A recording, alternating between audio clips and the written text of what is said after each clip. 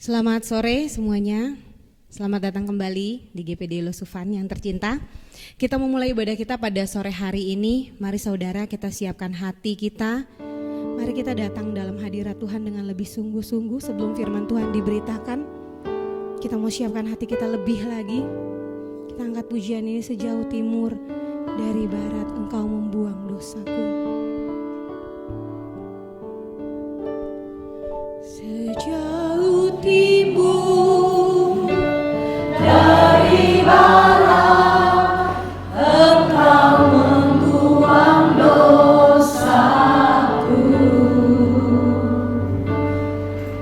Tiada kau ingat lagi pelanggaranku.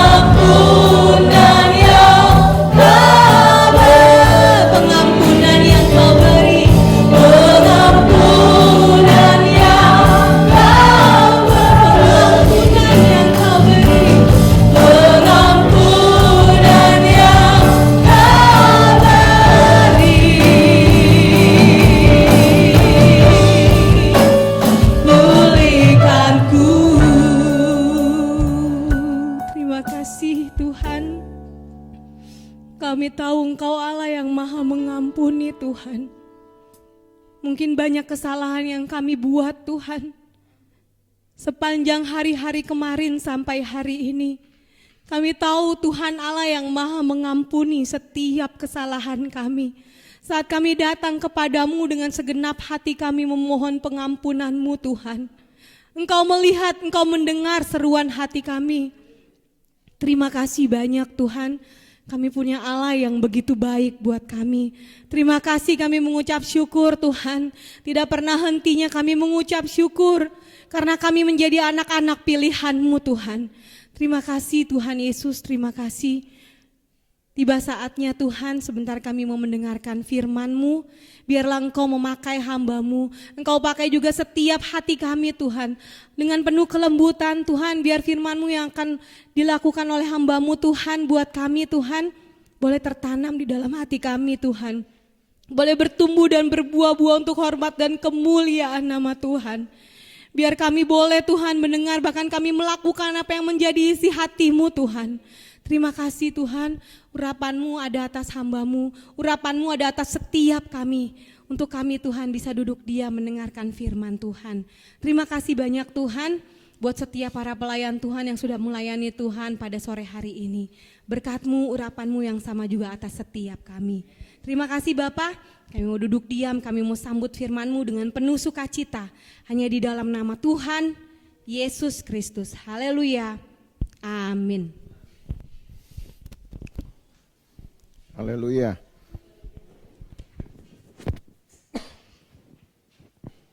Haleluya. Saudara bersuka cita hari ini? Saudara sehat hari ini? Ya. Nah, hari ini saya ingin ajak saudara untuk melihat satu pengalaman pengalaman baru dari Yosua dengan orang Israel. Ketika mereka sudah mengalahkan Yeriko, minggu lalu kita sudah melihat Yeriko, kota yang kota yang ditutup sudah dengan dengan tembok yang tinggi, yang kuat, tetapi roboh juga atas penentuan Tuhan. Maka penentuan Tuhan jugalah, saudara. Kehendak Tuhan jugalah yang mengizinkan orang Israel masuk di dalam pengalaman baru, yaitu pengalaman dari evaluasi terhadap terhadap rasa bersalah dan juga keprihatinan. Kalau kita lihat di dalam Yosua pasal yang ke-7, ketika Tuhan berkehendak untuk melanjutkan kemenangan-kemenangan Israel ini ke kota-kota berikutnya. Setelah Yeriko ditumpas, mereka berhadapan dengan kota Ai, lalu kemudian nanti mereka akan berhadapan dengan kota-kota kuat seperti Gibeon. Ya, tapi akhirnya tidak jadi karena ada satu kasus, nanti kita akan lihat itu dalam waktu yang akan datang. Dan banyak tempat yang Tuhan inginkan orang Israel rebut. Sebab seperti yang sudah kita membahas, Allah menginginkan orang Israel menguasai tanah yang sudah disediakan untuk mereka. Tetapi menguasai tentu harus dengan jalan menaklukkan, ya, bukan permisi lalu kemudian menyuruh pergi orang-orang yang tinggal di sana, tetapi harus dengan menaklukkan. Penguasaan yang diambil alih karena menaklukkan. Dan itu menjadi tema besar Alkitab. Kalau kita ingin menguasai hidup kita, menguasai diri kita, maka taklukkanlah kedagingan. Taklukkanlah hawa nafsu. Maka kita bisa menguasai hidup kita sedemikian rupa sesuai dengan kehendak Tuhan. Itu kan tema. Jadi Allah berkehendak orang Israel menguasai tanah perjanjian itu, tanah yang sudah dijanjikan di zaman Abraham, ya, tanah yang sudah diberikan, bahkan sebenarnya sudah diberikan, bukannya sudah dijanjikan. 4 abad sebelum orang Israel itu sendiri masuk ke tanah itu. 4 abad loh saudara, cukup panjang. sudah diberitakan kepada Abraham, tapi sebenarnya Allah sudah coupling itu tempat. Kalau pakai bahasa itu mungkin saudara lebih mudah mengerti. Allah sudah couplingin itu, sudah dipagari itu. Sehingga tidak pernah ada bangsa-bangsa kuat yang bisa merebut wilayah itu.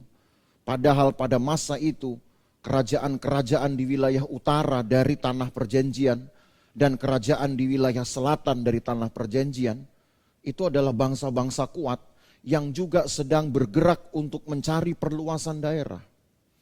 Tapi Allah seperti memagari, membuat coupling untuk 4 abad yang akan datang. Bangsa yang disebut sebagai umat pilihan itu akan menempati daerah itu. Tapi lagi sekali yang Allah kehendaki dengan menguasai itu bukan berarti mengambil alih secara dialog, mengambil alih dengan cara diskusi-diskusi, tidak. Tapi taklukkan, perangi. Allah bilang tumpas-tumpas. Ini bukan lagi soal melihat kenapa Allah seperti begitu kerasnya. Seolah-olah mungkin kita lihat Allah tidak berperi kemanusiaan. Ya Allah bukan manusia, saudara. Maka tidak bisa kemudian istilah peri kemanusiaan kita padankan kepada Allah. Tapi Allah punya kehendak, punya otoritas. Dia tidak berarti melanggar kasih-Nya. Dia tidak berarti melanggar kekudusannya ketika diperintahkannya kepada umat Tuhan ini untuk menumpas apa yang jahat di depan mata mereka termasuk musuh-musuh mereka. Demi untuk menaklukkan tanah perjanjian supaya bisa dikuasai. Maka Yeriko itu merupakan pertunjukan pertama. Pertunjukan awal dari keinginan Tuhan ini setelah mereka masuk di tanah terjanji. Baru berikutnya diincarlah kota Ai. Karena Yosua kemudian sempat mengirim juga seorang pengintai ke kota Ai sebelum mereka bergerak. Tetapi ada satu masalah yang menghambat laju dari kemenangan orang-orang Israel ini. Yosua pasal 7 ayat 1 kita baca dulu. Yosua 7 ayat 1. Tetapi orang Israel berubah setia dengan mengambil barang-barang yang dikhususkan itu. Karena Achan bin Karmi bin Zabdi bin Zerah dari suku Yehuda mengambil sesuatu dari barang-barang yang dikhususkan itu. Lalu bangkitlah murka Tuhan terhadap orang Israel. Jelas sekali ayat 1 ini sumber masalah, saudara. Ada seorang dari suku Yehuda yang namanya Achan mengambil atau mencuri lebih tepatnya barang-barang yang dikhususkan oleh Tuhan. Barang-barang apa ini, saudara? Yang dikhususkan. Kalau saudara mundur ke pasal yang ke-6, ketika mereka bergerak maju untuk menyerbu kota Yeriko, ada pesan Tuhan di ayat 18 melalui Yosua berkata begini. Yosua 6 ayat 18 dan 19. Tapi kamu ini jagalah dirimu terhadap barang-barang yang dikhususkan untuk dimusnahkan. Supaya jangan kamu mengambil sesuatu dari barang-barang yang dikhususkan itu setelah mengkhususkannya dan dengan demikian membawa kemusnahan atas perkemahan orang Israel dan mencelakakannya. Jadi ada resikonya, saudara, kalau barang-barang dikhususkan itu diambil. Ayat 19. Segala emas dan perak serta barang-barang tembaga dan besi adalah kudus bagi Tuhan. Semuanya itu akan dimasukkan ke dalam perbendaharaan Tuhan. Jadi apa yang diambil dari kota Yeriko? Ada satu klasifikasi barang yang masuk dalam kategori barang yang dikhususkan Tuhan. Artinya orang Israel tidak boleh mengambilnya. Itu memang barang rampasan. Jelas barang rampasan. Karena orang Israel mengambilnya dari orang-orang Yeriko. Karena sebelum kota itu nanti dibakar dan semua benda-benda yang sudah dianggap tidak berguna itu dibakar, ditaklukkan, dibakar sudah. Dihancurkan kota Yeriko itu. Kalau tembok Yeriko yang menghancurkan Tuhan. kota Yeriko-nya yang menghancurkan Yosua dan pasukannya. Tapi ada satu kelompok kategori barang yang disebut barang yang dikhususkan. Tidak boleh dibakar, harus diangkut, tetapi nanti akan dibawa ke dalam satu tempat yang disebut perbendaharaan Tuhan. Memang belum ada bait Allah, belum ada tempat atau apapun lah, kotak, peti, tempat untuk menaruh barang-barang itu. Tapi yang jelas dalam ayat ini, hal mengkhususkan atau memisahkan apa yang sudah menjadi milik Allah itu sudah tegas sekali. Tidak boleh dicuri. Apa itu? Tadi ayat 19, emas, perak, barang-barang dari tembaga dan besi. Itu kudus. Ya, kudus bagi Tuhan. Nah, di pasal 7 kita ketemu dengan satu tokoh yang namanya Achan dari suku Yehuda. Mengambil barang-barang ini, atau lebih tepat mencurinya dari perbendaharaan Tuhan itu. Barang-barang yang dipungut atau dirampas dari kota Yeriko. Apa yang diambilnya, saudara? Kalau saudara loncat dulu ke ayat yang ke-21, Yosua pasal 7 ayat yang ke-21, ketika Achan dipaksa untuk mengaku oleh Yosua, maka ayat 21 Achan bilang begini, aku melihat di antara barang-barang jarahan itu, jubah yang indah buatan Sinear, dan 200 shikal perak, dan sebatang emas yang 50 shikal beratnya. Aku mengingininya, maka ku ambil semuanya itu, disembunyikan di dalam kemahku, dalam tanah, dan perak itu di bawah sekali. Dia sembunyikan itu, saudara. Zaman dulu belum ada detektor untuk metal yang sampai menjangkau sekian meter.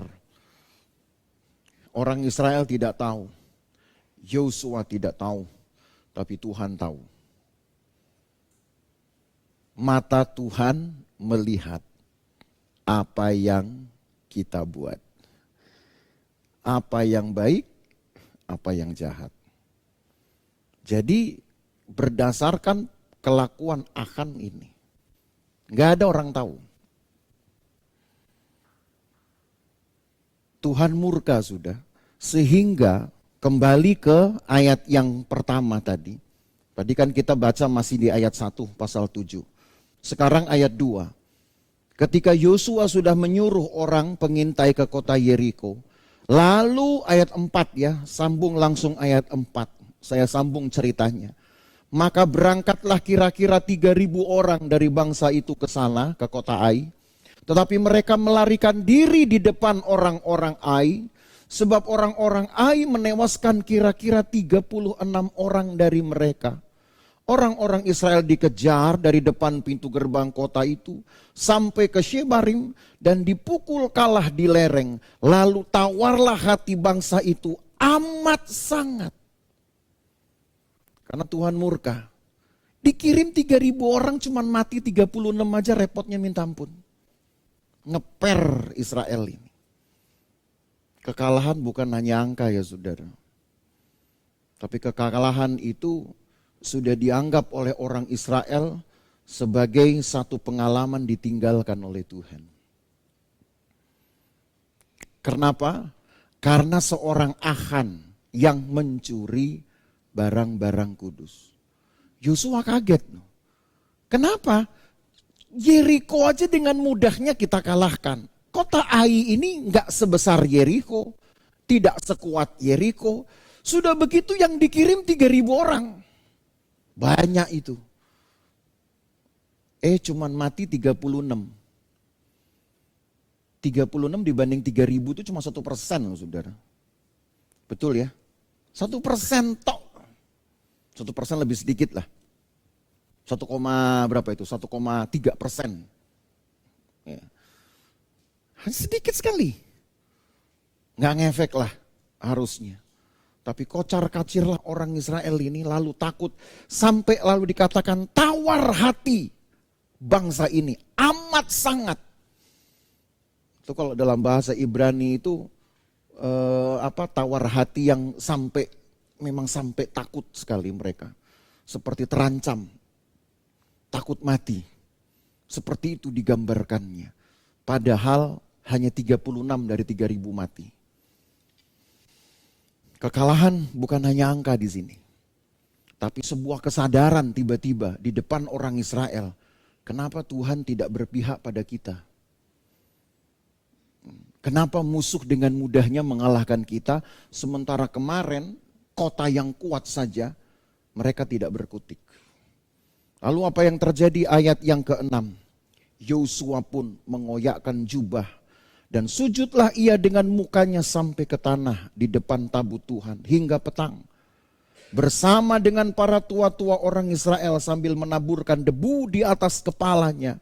Dan berkatalah Yosua, Tuhan Allah, mengapa engkau menyuruh bangsa ini menyeberangi sungai Yordan supaya kami diserahkan kepada orang Amori untuk dibinasakan? Lebih baik kalau kami putuskan dan tadinya untuk tinggal di seberang sungai Yordan itu. Oh Tuhan, apakah yang akan kami kukatakan setelah orang Israel lari membelakangi musuhnya? Apabila itu terdengar oleh orang Kanaan dan seluruh penduduk negeri ini, maka mereka akan mengepung kami dan melenyapkan nama kami dari bumi ini. Dan apakah yang akan kau lakukan untuk memulihkan namamu yang besar itu? Tidak ada yang bisa Yosua lakukan, saudara. Mau marahin siapa? Kan Yosua tidak tahu apa yang menyebabkan kekalahan ini. Mau memarahi 2.900 berapa jadinya? 64 orang yang kocar-kacir ketakutan. Ngapain kamu kocar-kacir? Yang mati baru 36. Kan masih ada 2.964 orang toh berarti. Mau dimarahi itu saudara. Mereka sudah tawar hati.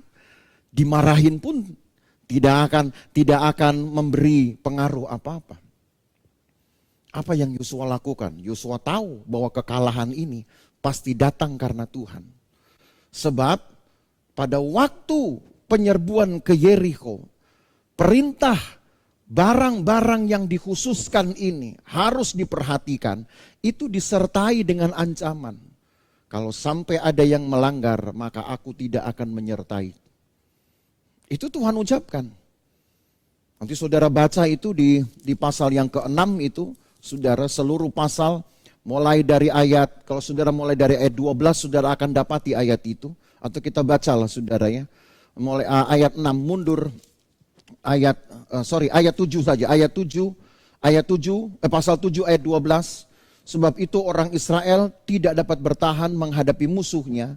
Mereka membelakangi musuhnya sebab mereka itu pun dikhususkan untuk ditumpas. Aku tidak akan menyertai kamu lagi jika barang-barang yang dikhususkan itu tidak kamu punahkan dari tengah-tengahmu. Baru Yosua kaget di situ ketika Yosua berdoa. Apa masalahnya Tuhan? Kenapa hanya menyerbu kota Ai dengan 3.000 pasukan? Itu kekuatan yang besar sekali sebetulnya untuk kota Ai saja. Maka mereka dengan mudah dikalahkan. Tuhan bilang, karena ada barang-barang yang dikhususkan itu ada yang mencuri. Barulah kaget Yosua. Esoknya barulah kemudian Tuhan berkata kepada Yosua, buatlah baris per baris, suruhlah mereka maju.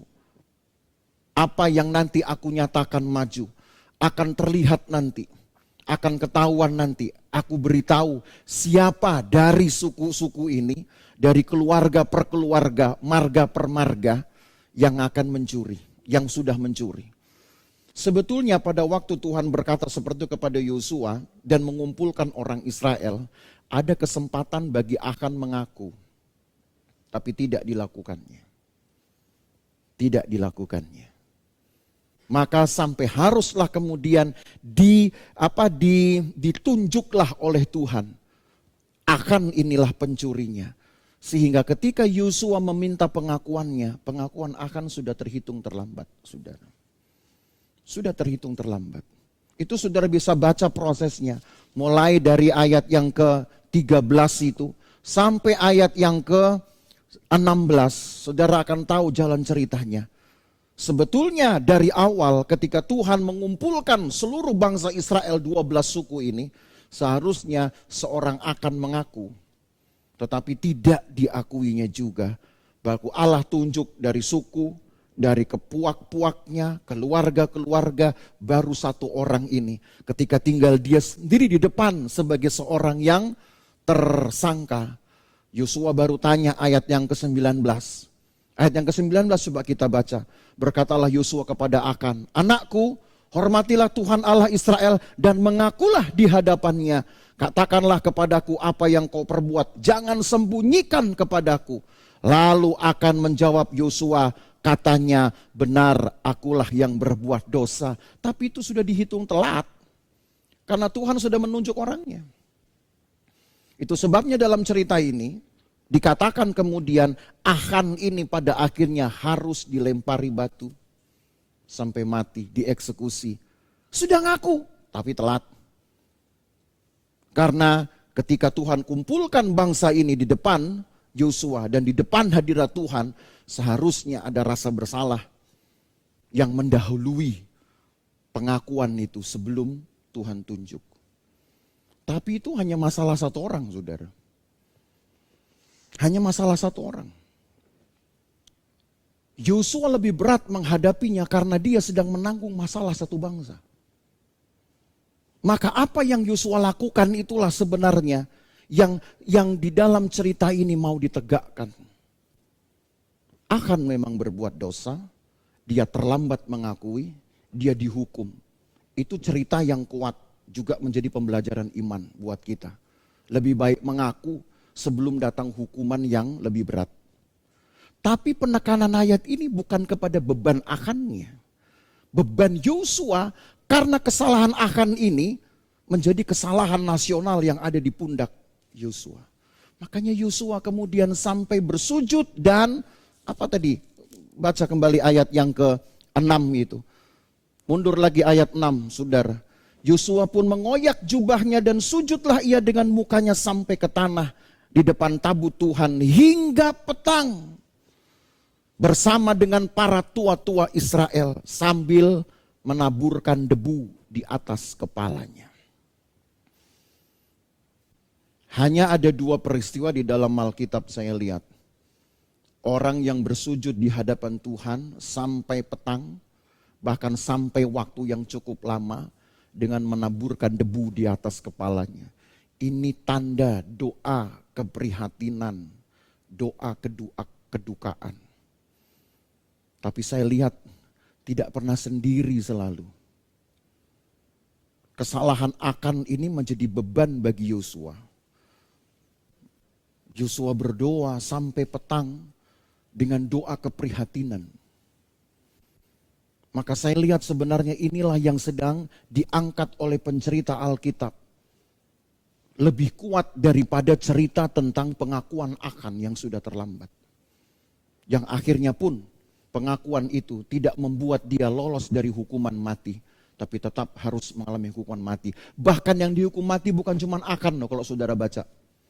Yang dihukum mati seisi keluarganya sampai ke ternak-ternaknya.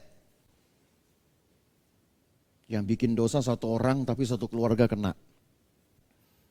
Mungkin saudara komplain, yang bikin dosa siapa kok yang kena siapa?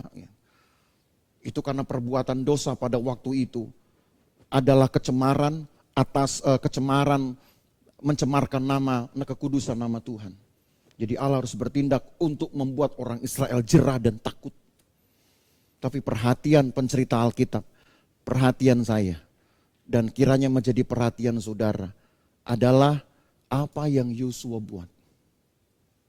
Ini dosa satu orang, tapi yang nanggung harus semua. Dan Yosua merasa harus semua menanggungnya.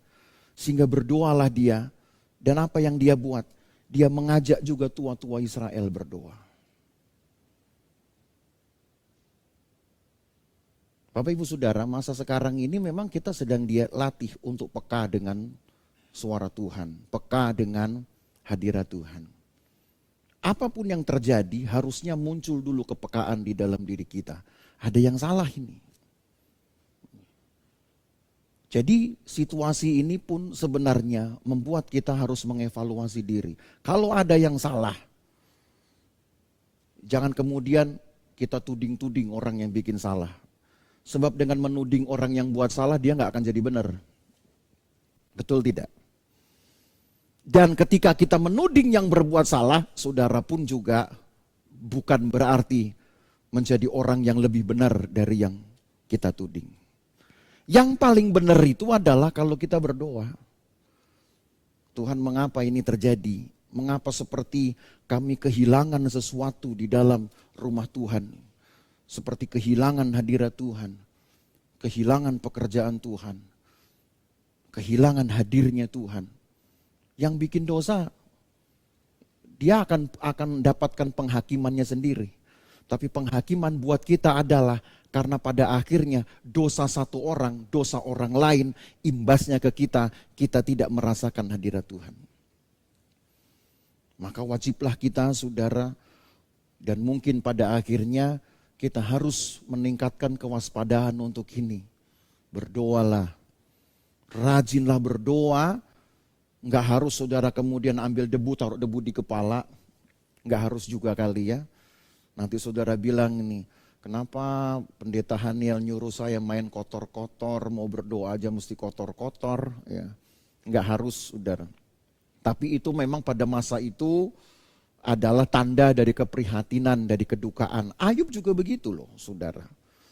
Kalau saudara lihat di dalam pasal 12, tapi saya nggak mau baca, nanti panjang. Ayub pasal 2, catat saja nanti di rumah saudara bisa baca. 3 temannya yang datang dari tempat yang jauh, sampai nggak kenal lagi sama si Ayub ini. Karena si Ayub ini mungkin sudah terlampau bengkak-bengkak mungkin, lukanya sudah sampai menutupi sekujur tubuhnya. Sehingga Alkitab berkata 3 temannya ini nggak ngenalin lagi kalau itu Ayub. Pernah nggak saudara sakit sampai orang nggak ngenalin saudara? Bayangkan nggak kayak apa sakitnya itu? Jadi bukan cuma bisul-bisul biasa, bisul di muka juga orang masih kenal saudara. Ya, mau jerawat kayak gitu, satu panci begitu. Tetap masih kenal ini badannya, bajunya gitu. Tapi karena dicatat dalam Alkitab, Ayub sudah tidak lagi bahkan bisa mengenakan apa-apa, cuman kemudian merebahkan diri di atas debu. Teman-temannya gak bisa kenali lagi karena sudah begitu parah sudah penderitaannya. Lalu Alkitab menulis di pasal 2 kitab Ayub itu, nanti baca di rumah saja. Mereka itu hanya duduk, diem sambil menangis 7 hari 7 malam gak ngomong apa-apa. Gak ngomong apa-apa. Atau baca aja lah ya, supaya saudara gak penasaran. Rasanya saudara melototin saya terus dari tadi. Saya jadi grogi saudara. Ayub pasal yang kedua. Ayub pasal yang kedua. Ayat yang ke-13-14. Ayub pasal 2 ayat yang ke-13-14 ditulis begini. Ayub 2 ayat 13 dari ayat 12 lah ya. Ketika mereka memandang dari jauh, mereka tidak mengenalnya lagi. Lalu menangislah mereka dengan suara nyaring, mereka mengoyak jubahnya dan menaburkan debu di atas kepala terhadap langit. Tuh. Ini tanda keprihatinan, saudara. Apa yang kemudian mereka buat? Lalu ayat 13, lalu mereka duduk bersama-sama dengan dia di tanah itu selama 7 hari 7 malam. Seorang pun tidak mengucapkan sepatah kata kepadanya karena mereka melihat bahwa sangat berat penderitaannya. Orang itu kalau lagi salah butuh ditemenin, bukan you salah ya. You salah, lu lihat gue bener. Emang lu siapa? Ya. Orang benerkah kita? Ayub cuman butuh ditemenin 7 hari 7 malam, gak usah ngomong. Lalu gak usah kemudian kita jadi orang kayak apa? Kayak polisi. Apa yang sudah kamu buat? Kamu bikin apa ini? Diam aja. Tapi diam itu, kan ayat ini bilang menaburkan debu di atas kepala. Sama kayak Yosua, yang dia buat apa? Tanya Tuhan, perlu temen gak dia? Ditemenin. Siapa yang nemenin? Tua-tua Israel. Ini orang penting. Bukan orang ecek-ecek nih, orang penting. Jadi dosa urusan satu orang itu urusan dia sama Tuhan. Tapi yang gak berbuat dosa, karena kita ada di dalam satu kesatuan umat Tuhan, harus merasa juga bertanggung jawab. Maka berdoalah. Kalau perlu ajak teman, tapi nggak usah ngomong apa-apa. Sampaikan saja kepada Tuhan. Tuhan, kenapa ya? Kenapa harus ada di antara kami yang bikin dosa? Kenapa harus ada bikin? Sambil kita berdoa supaya orang berbuat dosa mengaku. Tapi kalau tidak mengaku, itu urusan dia dengan Tuhan. Tapi jangan kemudian kita, yang penting saya gak bikin dosa. Yang penting saya bikin dosa. Udah kalau doa aja seperlunya. Enggak, kalau perlu doa ini berhari-hari, saudara. Kalau perlu doa ini berjam-jam, berhari-hari. Diem aja. Gak usah nanya siapa-siapa. Sebab kalau nanya siapa-siapa gak akan ada yang benar. Semua orang maunya membenarkan diri sendiri. Betul tidak? Gak ada yang benar. Yang benar cuma Tuhan. Tanya saja sama Tuhan. Jangan-jangan saya juga salah ini. Yang bikin dosa mungkin orang lain, tapi saya juga salah ini, jangan-jangan. Salah saya di mana? Mungkin saya biarin dia. Saya tidak buat aturan yang tegas, mungkin saya kurang mendidiknya. Itulah yang Yosua lakukan. Apa yang salah? Cuma satu orang, masa Tuhan tidak bekerja? Allah ingin bekerja kalau umat Tuhan itu adalah bagian Tuhan. Itu harus betul-betul bersih di hadapan Tuhan. Sampai semua yang menjadi atau semua yang sudah disebut barang yang dikhususkan pun, kalaupun yang mencurinya orang lain, saudara, teman kita, tapi kita harus merasa kita juga ikut bertanggung jawab untuk merasakan dampak dari perilakunya. Yang mau kita perhatikan apa? Bukankah pekerjaan Tuhan? Kan itu, saudara. Mau orang lain buat dosa, mau dia bikin dosa mau 1000 kali terserah. Saya bilang terserah dia, toh nanti dia dapat hukuman. Tapi kita juga harus mengambil perhatian terhadap Tuhan. Mengapa seolah-olah hal itu terbiarkan di depan mata kita? Jangan sampai itu terulang kembali. Mau yang bikin dosa terserah. Kalau dia mengaku dengan cepat Tuhan ampuni. Kalau dia tetap simpan dosa tidak mengaku, Tuhan akan hukum dia. Memang kita terbebas, kita nggak ikut dihukum. Karena kita bukan yang buat dosa. Tapi andil untuk merasakan dampaknya itu penting. Supaya ada perhatian di sana. Ada persekutuan di sana. Dan tidak gampang langsung nuding. Kamu sih, kamu nggak dengerin kata saya sih. Udah kayak jago semua kita ini. Udah kayak sudah suci semua kita ini. Ya. Jadi karena itulah saudara, kemenangan-kemenangan itu seperti batal. Jadi jangan pernah acuh dengan dosa orang lain, apalagi saudara seiman. Memang yang bikin dosa bukan kita. Yang bikin dosa bukan saya, bukan saudara. Yang bikin dosa orang lain, mungkin jangan-jangan teman sebangku kita. Tapi teman sebangku kita ini kan juga adalah rekan kita di dalam jemaat. Maka yang perlu kita rasakan adalah dampaknya itu. Berdoalah saudara, berdoalah. Maka mungkin yang harusnya menjadi perhatian buat kita semua adalah waktu-waktu kita berdoa kepada Tuhan. Jangan-jangan sudah makin hilang waktu doa. Pandemi ini sih ya yang bikin. Dulu masih ada doa ibu-ibu, sekarang gara-gara pandemi nggak ada doa ibu-ibu gitu. Mau doa online juga gimana caranya? Mari kita berdoa di onlinein saudara. Ini yang nonton kan bingung ngapain ini, saya mesti nonton diem aja, matiin.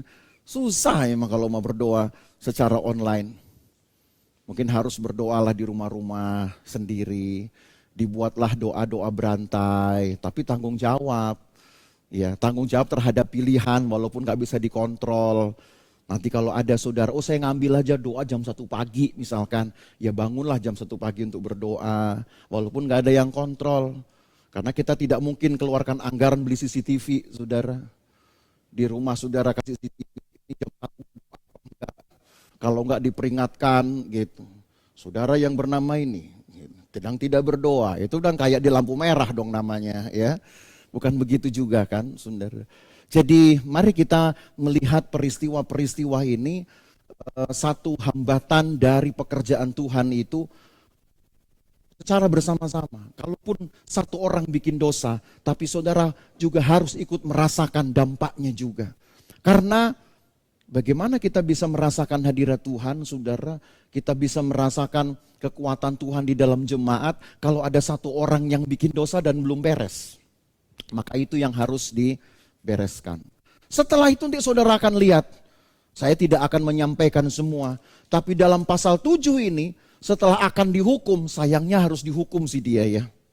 Kenapa dihukum? Ya karena mengakunya telat, itu tadi saya katakan.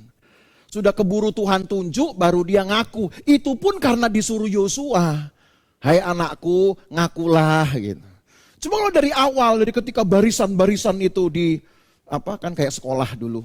Saudara ingat ya waktu sekolah, siapa yang mencuri bolpen, semua berdiri, tasnya mau diperiksa. Nah kalau seperti itu kejadiannya, harusnya orang yang bikin dosa bilang, guru, pak guru, bolpennya saya nyimpen, kan aman. Jangan sampai harus kemudian dicek, baru ketemu, ayo kamu ngaku. Gitu. Pengakuan itu hanya untuk confirm, ya, hanya untuk confirm bahwa dia ketahuan salah. Maka pengakuan Akan ini nggak ada efeknya sama sekali, karena Tuhan sudah menunjuk Akan dan bahwa Yosua pun sudah menanyakannya. Jadi kalau saudara bikin dosa, sebelum ketahuan mengakulah, supaya jangan orang lain dirugikan. Tapi engkau yang tidak berbuat dosa, berdoalah. Setuju? Gak usah saling menyalahkan, dan gak usah sok juga saling menenangkan. Itu biar Tuhan yang kerja.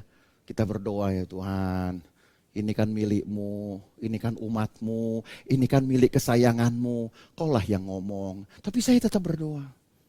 Itu aja. Kalau itu terjadi rasanya indah persekutuan kita ini ya. Mumpung kita ini masih kecil loh saudara. Jangan sampai kita yang kecil ini udah digempur juga dengan barang yang kecil. Ya. Pernah ada khawatir. Kalau saudara mau tahu saya juga khawatir. Ada juga khawatir. Ini jemaat Losupan ini kan sudah 50% ke atas nih sudah usia-usia pensiun semua. Ngerti maksud saya saudara? Usia-usia yang sebetulnya sudah ada mungkin sudah deket-deket zona larangan ini. Nggak boleh ke perkumpulan. Saya bilang, Tuhan tolong jagalah. Jangan sampai kita yang kecil ini pelan-pelan habis. Nanti orang-orang tanya sama saya, Haniel, kamu masuk di sini sekian orang, begitu sudah ada pandemi kenapa jadi hilang? Saya juga yang malu saudara. Saudara nggak mikir kan itu? Saya bilang, Tuhan, ini kalau satu-satu habis, satu-satu berangkat, udah selesai nih. Saya mau ngomong sama siapa ini? Ngomong sama tembok dan kursi-kursi. Bebanku tuh besar juga. Dan beban saudara juga besar. Yosua berdoa dengan tua-tua Israel loh. Juga gak sendiri loh dia berdoa, saudara. Berdoa dia bersama-sama. Walaupun yang bikin dosa bukan mereka. Tapi mereka tetap berdoa. Maka ketika kesalahan itu sudah ditunjukkan. Hanya yang perlu disayangkan. Yang sangat disayangkan adalah si pembuat dosa tidak mengaku dengan cepat. Tapi setidaknya ketika doa sudah dinaikkan, dosa dibereskan, saudara. Maka pekerjaan Tuhan kembali. Kalau saudara baca habis pasal 7 ini, sampai ayat yang ke-26, saya tidak akan bacakan buat saudara, supaya waktu kita juga banyak untuk perjamuan. Saudara akan lihat bahwa Ai pun akhirnya dapat dikalahkan. Di pasal 8 lah itu Ai dikalahkan saudara, dibinasakan. Simple, kalau kita ingin kemenangan dari Tuhan itu, naikkan doa, jauhkan dosa. Ya. Gampang kan ngafalnya? Naikkan doa, jauhkan dosa. Tuhan kerja kok saudara. Makanya di dalam hidup ini, saya juga selalu hati-hati begitu. Setiap kemanapun, saya nyanyikan lagu itu. Mata Tuhan melihat apa yang kita perbuat. Apa yang baik, apa yang jahat. Gitu. lagu, terusnya saya lupa malah. Oleh sebab itulah, nah itu dia, Tuhan melihat. Itu lagu anak sekolah minggu ya. Gitu. Tapi kadang-kadang karena anak sekolah minggu kita pikir, itu anak-anak punya lagu. Kalau lagu orang dewasa, apalagi yang sudah usia-usia pensiun, belakang langit biru ada mahkotamu. Kalau lagu-lagu yang tadi itu lagu-lagu anak-anak. Ini bukan soal anak-anak atau orang dewasa. Lagu itu bicara enggak sekarang, saudara? Karena itu juga biasanya datang dari ilham-ilham di dalam Alkitab. Hampir semua banyak lagu datang dari kitab Mazmur. Itu doa. Ya. Tuhan akan bekerja kalau saudara juga berdoa. Jadi asal ada masalah saudara, maka berdoalah kepada Tuhan. Ada dosa pun berdoalah kepada Tuhan. Supaya apa yang saudara alami sepanjang pengiringan kepada Tuhan tidak hilang. Apa dosanya yang seringkali yang paling besar? Mencuri barang-barang yang dikhususkan Tuhan. Itu jauh lebih besar dosa itu. Bahaya loh ini. Dan Tuhan bilang kalau sampai itu tidak kau bereskan, aku tidak menyertai kamu. Maka jangan kemudian kita cari salah orang lain kalau kita sendiri masih punya salah juga. Lebih bagus berdoa. Nanti Tuhan yang bereskan. Aman, Tuhan akan buat semuanya jadi adem, jadi dingin. Jadi hati-hati Bapak Ibu Saudara. Apa yang sudah menjadi bagian Tuhan, janganlah engkau rampas lagi. Waktumu kalau sudah harus engkau beri untuk Tuhan, beri. Hartamu kalau memang ada yang harus engkau beri untuk Tuhan, beri. Itu dosa yang paling besar, lebih besar bahkan dari dosa akan sebetulnya. Dengan mencuri itu sendiri. Dosa akan itu dosa satu orang. Tapi beban yang orang Israel alami di pundak Yosua menjadi besar. Dan itu Allah buat penghukuman supaya sejak saat itu tidak ada lagi yang berani mencuri apa yang menjadi milik Tuhan. Ya. Berikan hidupmu. Bagian Tuhan itu hidup kita loh saudara. Dalam kitab Ratapan pasal 3, saya kumpulkan ayat-ayatnya. Tapi kalau harus dibaca semua, tentu waktu kita akan jadi panjang. Sekarang kan kita belajar untuk khotbah, untuk ibadah efektif gitu. Tapi kalau saudara suka baca, dalam Ratapan pasal 3 ditulis, bagian Tuhan itu umatnya. Bagian kita itu Tuhan, lalu di Ulangan 32, bagian Tuhan itu umatnya. Saudara ini bagian Tuhan. Tapi bagian apa? Cuman karena duduknya? Enggak, karena saudara memuji Tuhan, membuka hati. Karena saudara berdoa, nah Tuhan dapat bagiannya. Apa itu? Persekutuan. Itu dia. Bagian kita pun Tuhan, tapi apa? Cuman menang, Tuhan tolong saya ya. Kan Tuhan adalah Tuhan saya adalah anakmu. Dan engkau adalah bagianku. Jadi pokoknya saya terima beres. Itu bilang gampang, buat Tuhan memberkati gampang. Membuat saudara hidup gampang, matiin saudara juga gampang. Betul kan? Gampang saudara. Tapi Tuhan lihat dulu dong, dia terima gak bagian dia? Bagian dia apa? Kita umatnya.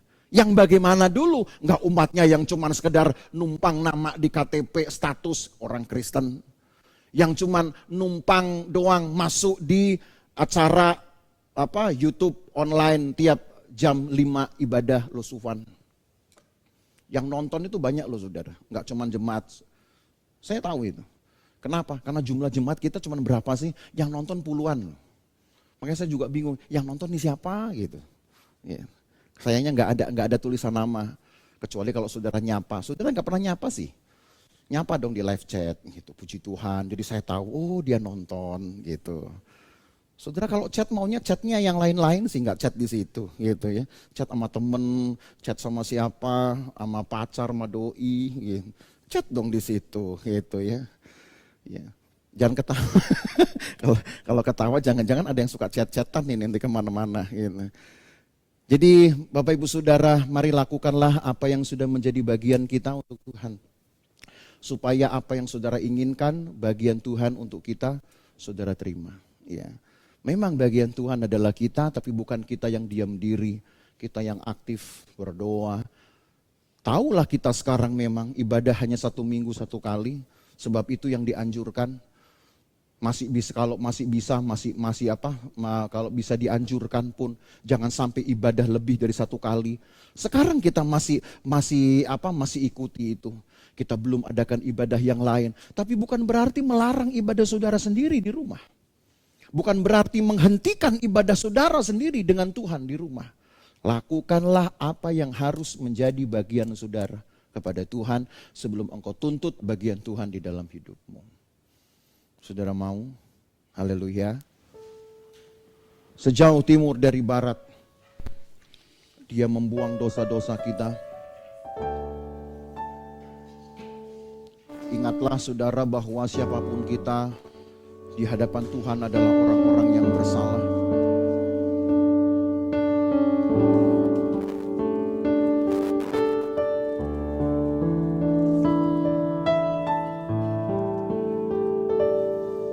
Sejauh timur dari barat, Engkau membuang dosa.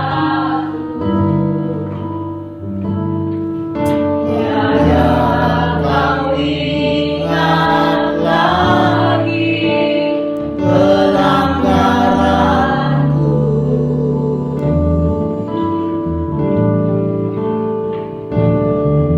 Jauh ke dalam tubir laut, Kau melemparkan dosaku. Tiada kau perhitungkan kesalahanku. Betapa besar kasih pengampunanmu, Tuhan.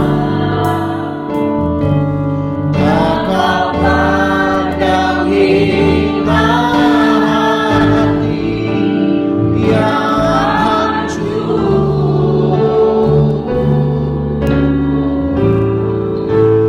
Ku berterima kasih kepadamu ya Tuhan. Pengampunan yang Kau beri, pulihkanku. Tuhan menyertai kami. Tuhan menyertai umat-Mu ini. Bukan hanya penyertaan, penjagaan dari segala bahaya.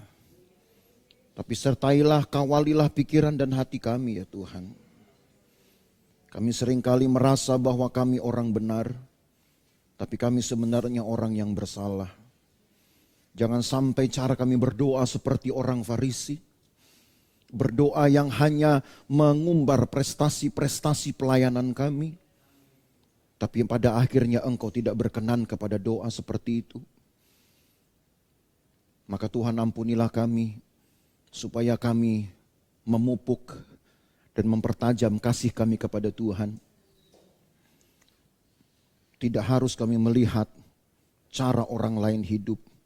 Tidak harus kami melihat tingkat iman orang lain. Tapi kami kontrol diri kami sendiri. Kami ingin dewasakan diri kami sendiri. Untuk menjadi orang-orang kepercayaan Tuhan. Yang bisa menjadi cerminan hidup bagi orang lain. Sebisanya kami lakukan di hadapan-Mu ya Tuhan.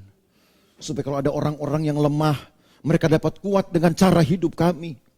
Ada orang-orang yang mungkin belum mengenal Engkau. Mereka dapat mengenal Engkau karena melihat hidup kami. Maka kiranya kami punya kontrol yang kuat ini. Untuk mengiring Engkau dengan menjadi contoh dan teladan. Supaya orang yang buat salah pun dengan melihat hidup kami, mereka berangsur-angsur meninggalkan kesalahannya. Dan mereka pun dapat membenarkan hidup mereka, membetulkan hidup mereka. Tuhan tolong kami, supaya kami menjadi jemaat Tuhan yang merasakan selalu kehadiran Tuhan dan kuasa Tuhan. Karena hanya Tuhanlah yang kami perlu ketika dunia tidak bisa menolong kami kembali. Ketika bahkan pekerjaan sudah tidak bisa menjadi kepercayaan kami. Tidak bisa kami gantungkan hidup kami kepada pekerjaan kami mungkin. Ketika semua hal yang fana ini tidak bisa menolong kami. Dunia pun sudah jatuh di dalam resesi. Apa yang bisa kami buat kecuali hanya berharap kepada Tuhan. Dan betul-betul berharap kepada Tuhan. Karena hidup kami ada pada Tuhan saja.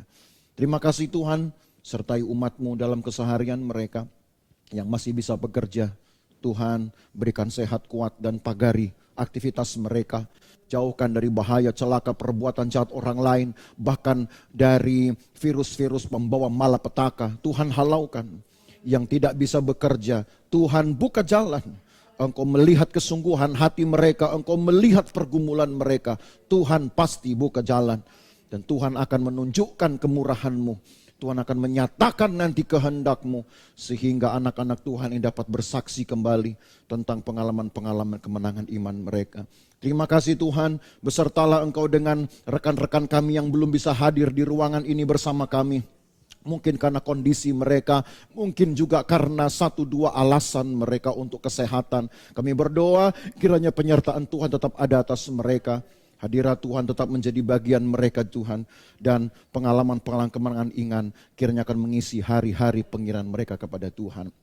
Terima kasih Tuhan Yesus, sertai jalan pulang kami, sertai ya Tuhan jauh maupun dekat, berkendara pun berjalan kaki Tuhan, jaga kami tiba di rumah dengan segala selamat. Berkatilah persembahan-persembahan umat-Mu, persepuluhan-persepuluhan mereka, persembahan-persembahan lainnya, apa yang mereka bawa ke dalam rumah Tuhan, berkati ya Tuhan, karena mereka melakukannya dengan kesadaran bahwa mereka sudah diberkati oleh Tuhan. Terima kasih banyak Tuhan Yesus, maka Bapak Ibu Saudara sekalian, pulang dengan mau berkat dari Allah Bapa, kasih sayang dalam persekutuan dengan anaknya Yesus Kristus, dan penyertaan Roh Kudus memelihara kita dari hari ini sampai selama-lamanya. Dan berkat ini kita terima di dalam nama Tuhan Yesus Kristus. Haleluya. Segala kemuliaan